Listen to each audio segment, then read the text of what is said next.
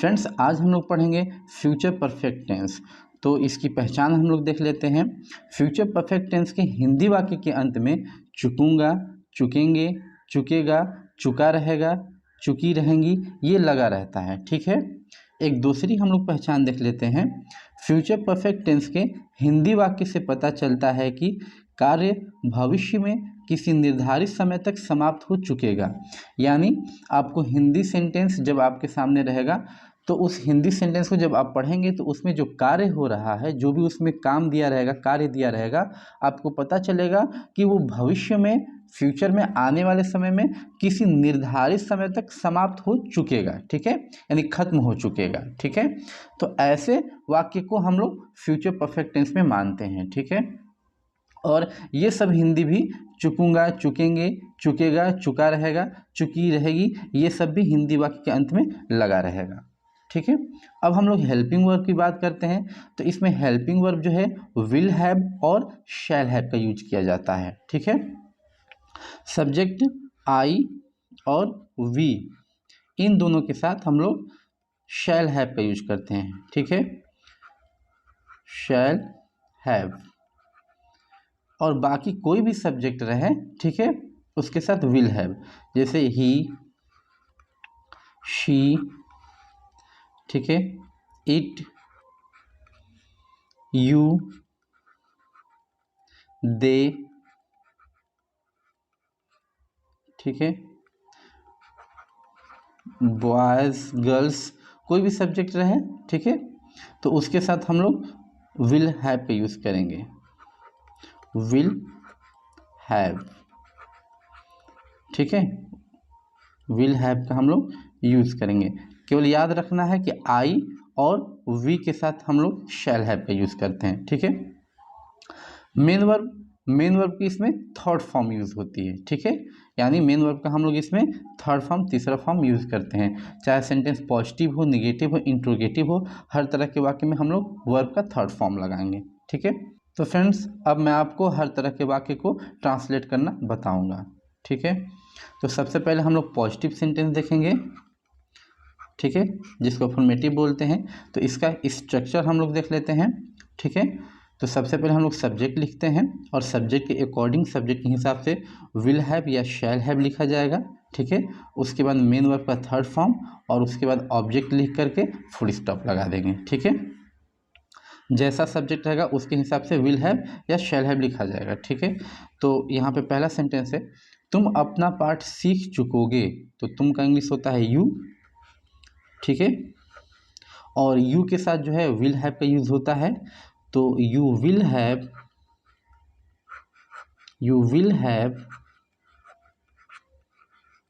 अब यहाँ पे मेन वर्ब हम लिखेंगे, मेन वर्ब का थर्ड फॉर्म। तो मेन वर्ब है सीख चुकोगे, यानी सीखना, और सीखना का लर्न होता है, लर्न का हम लोग third form learn to use करेंगे। यू विल हैव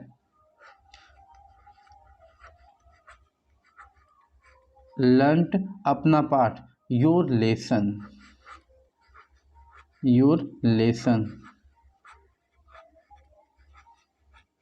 उसके बाद फुल स्टॉप। ठीक है, you will have learned your lesson, तुम अपना पाठ सीख चुकोगे। यहाँ सब्जेक्ट यू है तो हमने विल हैव लगा दिया। अगर आई या वी रहता तो यहाँ पे शैल हैव आ जाता। ठीक है, नेक्स्ट सेंटेंस है, हम लोग जा चुकेंगे। तो हम लोग का वी के साथ शैल हैव लगता है, तो शैल हैव लिखा जाएगा। वी शैल हैव, उसके मेन वर्ब का थर्ड फॉर्म। तो यहाँ जा चुकेंगे, तो जा चुकेंगे का मतलब जाना, और जाना का इंग्लिश होगा गो, गो का थर्ड फॉर्म गॉन लगाएंगे। We shall have gone. ठीक है, उसके बाद फुल स्टॉप। नेक्स्ट सेंटेंस है, सीता अपना काम कर चुकी रहेगी। तो सीता का सीता हम लोग लिखेंगे। उसके बाद विल हैव, सीता के साथ विल हैव लगेगा, तो विल हैव चुकी रहेगी, कर चुकी रहेगी। तो करना का डू का थर्ड फॉर्म होगा डन, और अपना काम का हर वर्क, उसका फुल स्टॉप। ठीक है फ्रेंड्स, अब हम लोग निगेटिव सेंटेंस को ट्रांसलेट करेंगे। तो उसका स्ट्रक्चर हम लोग देख लेते हैं। सबसे पहले हम लोग सब्जेक्ट लिखेंगे और उसके बाद विल या शैल सब्जेक्ट के हिसाब से, और उसके बाद नहीं है तो नॉट लिखेंगे।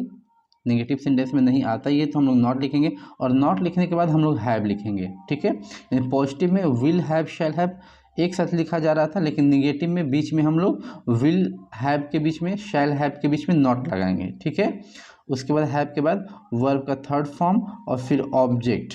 ठीक है, उसके बाद full stop.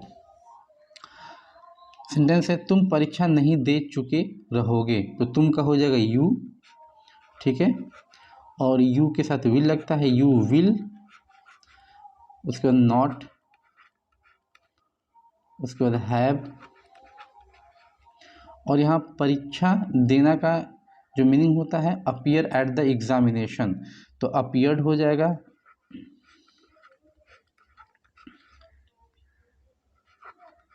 Appeared at the examination.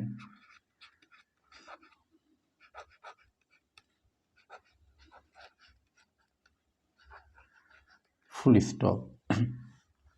सबसे पहले हमने सब्जेक्ट लिखा, ठीक है, उसके बाद विल, और विल के बाद नॉट, फिर हैव, वर्ब का third form appeared.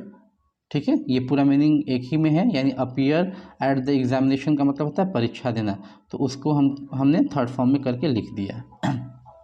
Next sentence है वह पैसा नहीं कमा चुका रहेगा, तो वह का ही, इसके साथ भी विल लगता है, ही विल नॉट, उसके बाद हैव, और कमाना का अर्न, तो अर्न का थर्ड फॉर्म अर्न लिखेंगे, अर्न मनी।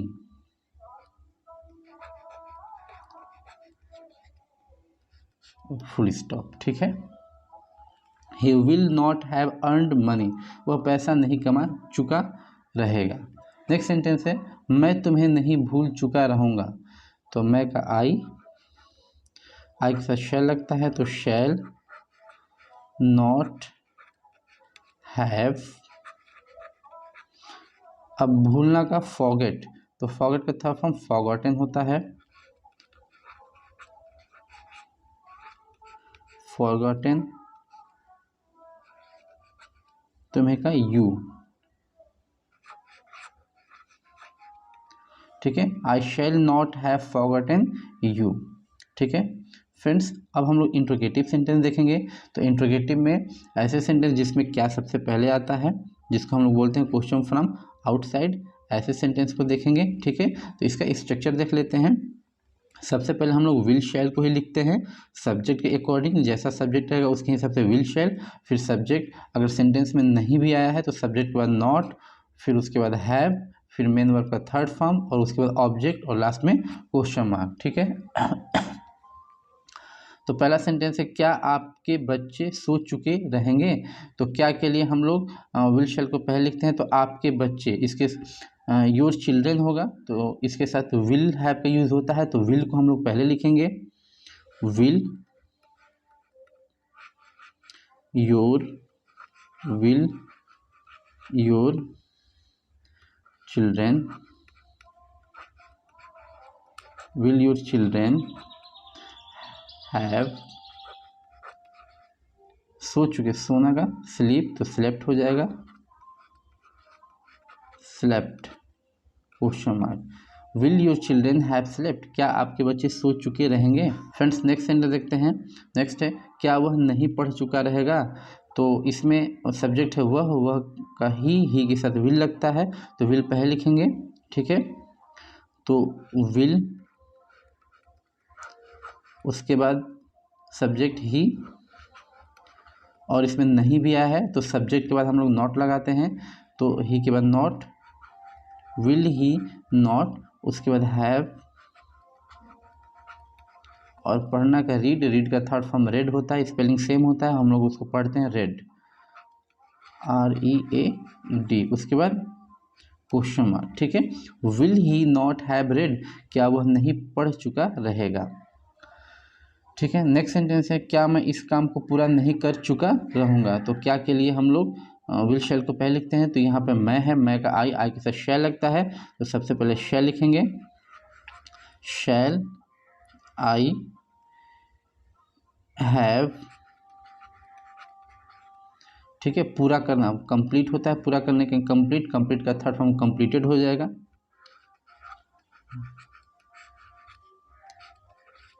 कंप्लीटेड इस काम को, तो this work,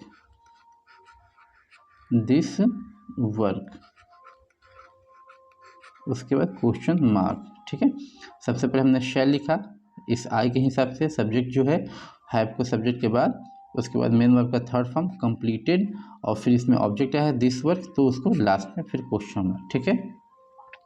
friend interrogative sentence देखेंगे जिसमें क्वेश्चन वर्ड बीच में आता है, जैसे यहाँ पे क्या आया है, यहाँ पर कैसे आया है, इसमें क्यों आया है, ठीक है। इसको बोलते हैं क्वेश्चन फ्रॉम इनसाइड। इसका स्ट्रक्चर देख लेते हैं। तो सबसे पहले क्वेश्चन वर्ड की इंग्लिश लिखी जाएगी, उसके बाद सब्जेक्ट के अकॉर्डिंग विल और शैल लिखा जाएगा, ठीक है।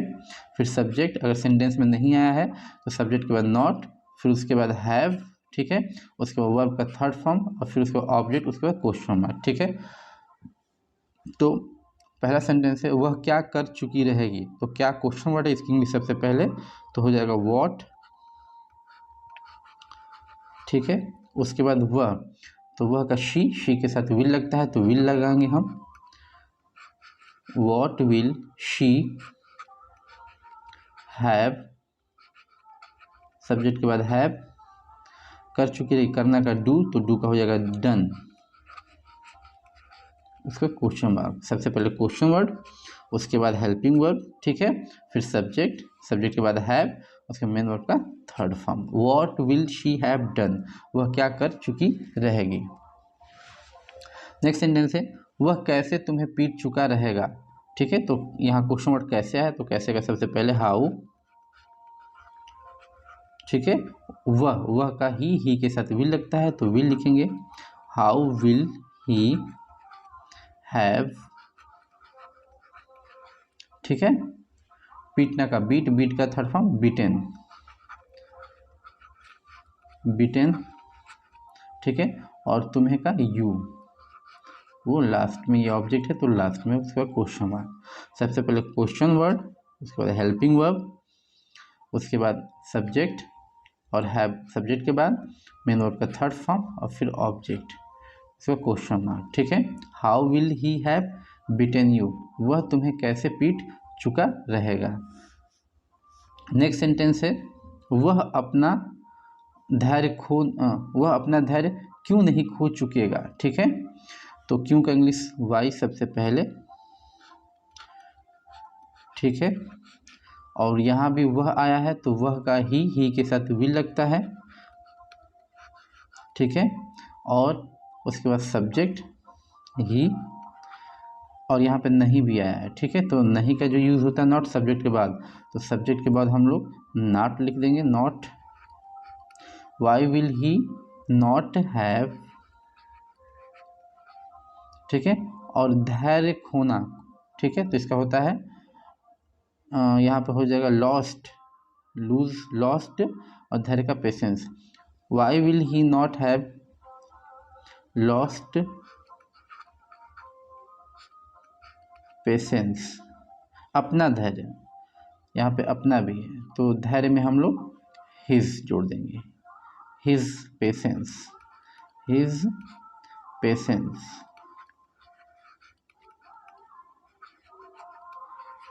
उसके बाद क्वेश्चन मार्क, ठीक है। सबसे पहले हमने क्वेश्चन वर्ड लिखा, फिर उसके बाद सब्जेक्ट के अकॉर्डिंग विल, फिर सब्जेक्ट नहीं आया था तो सब्जेक्ट के बाद नॉट, फिर उसके बाद हैव, और फिर मेन वर्ब का थर्ड फॉर्म, यहाँ पे लॉस्ट यूज हुआ है, और यहाँ पे ऑब्जेक्ट आया है अपना धैर्य, तो हो गया हिज पेशेंस, ठीक है। ये हिज जो आया है वो सब्जेक्ट के हिसाब से, ही का अपना इंग्लिश हिज, ठीक है। तो यह वीडियो आपको कैसी लगी कमेंट में ज़रूर बताइएगा।